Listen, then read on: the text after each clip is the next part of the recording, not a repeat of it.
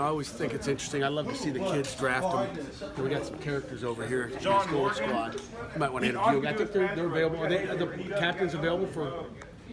Captains available afterwards, or they got called? Coach, I defer to you. I don't know. Maybe the Blues squad, maybe Tipton. But yeah, we got some characters, and I think it was a fun draft. I'm sure you guys can analyze where things were picked. To me, there's some questions about where some guys get picked, and some of them I kind of see what they see. But I think it's important, where guys get picked and why they get picked where they do. And I think, when you look at the order, I think, and I have to say this every year. The ones that are ordered, the ones that are picked late means that there's probably some depth there, and they weren't worried about those guys. Okay, and it was interesting to see Kenny pick maybe 8th round quarterback, so they feel like that. I guess the 2nd round pick was Nick Patty. They feel like there's some competition there. They feel like there's a guy that they can win with. They weren't worried about getting Kenny early. I thought maybe Kenny might be the first pick, but they got some confidence. So I think that's something that you can notice too. Did you see what they see in Valik being the first running back taken? Well, again, I can kind of give you my thoughts on that one, but I think they saw 2 bigger backs and 1 electric back, and they thought the other 2 guys are really good, is my thoughts. That's how I take it. And they said, let's get the other guy, and then we'll, I think they feel like they can play with Sibley or A.J. Davis. To me, it's a good thing. I mean, they think there's get a different speed back, and then these 2 other backs that are really solid. That's how I took it. Do you find yourself saying, boy, I think they're going to go in this direction, then maybe they throw a surprise at you, and you say, that's interesting? Yeah, a lot of the picks weren't surprised as far as, the draft order, I don't think. But some of the positions they opened up means they took some thought. And these guys didn't know until about 10:30 today that they were picking. So they didn't have a whole lot of time to think either. So hopefully they were studying through the spring ball. The way the offensive line is developing this spring, when you split up the units like that, do you think they're better equipped to run block well on Saturday or protect well? Well, I'm not sure they're prepared to do either well. Okay, they might have a tough time. Yeah, I think that I think the O-line is the toughest spot to play. I think the D-line can mix it up and go. They do in practice. But I would say this, with the way Coach Borbley has moved those O-linemen around, if you saw every practice, he's shuffled them in and out. They've all played right and left, guard, center. They've kind of, he's gotten a great, base as far as an offensive lineman. And we've been happy with where they are. So they've moved around and played different positions. I think this will be the best that they've played just because of how much different work they've gotten. Mark Whipple's a pretty obvious choice. What made Corey Saunders your pick as the other head coach? There's it's just really mixing it up through the years. I mean just trying to change it up. Other guys have done it on offense or defense. So I just try to mix it up. You're mixing up your 1s and your 2s. So some teams go 1 in the spring, go 1s against 2s at all? Yeah, there's I think there's a lot of teams, especially if they don't feel like they have the depth to be able to draft like we do. So I think it depends on draft.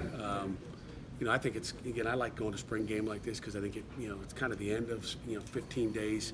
The kids have some fun doing this, and they have fun splitting it up. I think it's if it was just 1s on 2s, it'd be maybe a little bit harder hitting scrimmage. There's it even becomes more intense. I think.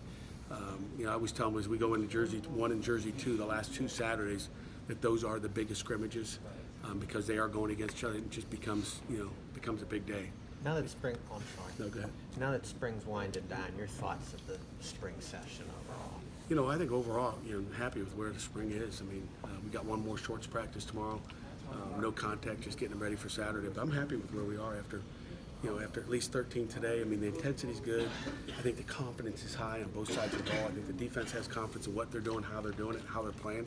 And I think the offense has confidence, which, I think is huge, that both of them are coming out of this spring ball with confidence that they can move the ball on offense, they can score TDs, and defense feels like they can stop people. So I think that's a positive.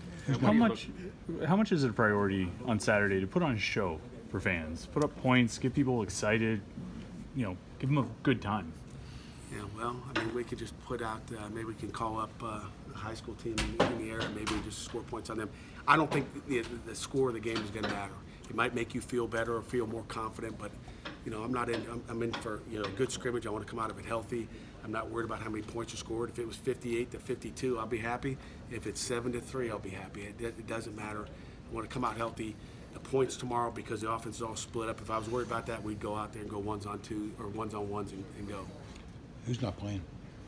Those last guys. Those 3 guys? DeMar, Hamlin, Dane Jackson, Jimmy Morrissey, of course, Baldonado, and Michael Slahudu. The same guys have been out all spring really. How's Jimmy been And doing? they're all going to be they'll all be ready to go. How's Jimmy? Jimmy's doing real good. He kind of gets a practice. You guys probably, if you peek down there afterwards, you always see him working out. He gets a post-practice workout. We're just being smart. He could probably go out there and play, but we know Jimmy can play. We're not risking anything. The same thing with really Dane and tomorrow, or both could go tomorrow, I believe. And I was surprised that Elias Reynolds is going to go tomorrow. I still may DQ him. I think the Gold Squad will be upset. So Sal Houdin will be 100% in August? Yes. Hey, Pat, is that why you had the sidebar there when the Reynolds pick came up? Yeah, just like, he hasn't gone in a couple of days, so he'll have limited reps for sure if he goes. So that might have to be a trade. There might be a late trade. We'll get to EJ will get you the trade information.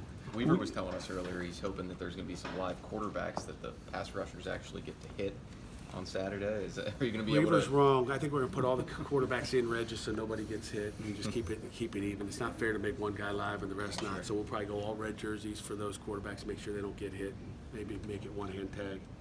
We talked to Chase the Brown, Brown earlier today. A guy who came in last year looking to play, and obviously didn't see the field much, but it seems like he's getting a lot of work this spring. He was second guard taken. Is he? Are you seeing what you hope to get out of him? Yeah, but again, that guard position was even interesting how they picked that one out, and maybe if there was an interesting position, it was that one to see how they went. And it was good to see Wheeler go high. I think people got confidence in him, and actually, I think Kenny Pickett was on that side where he got picked, and Chase went high as well. So it's good for their confidence. We'll find out what they got. The guard position's obviously real critical.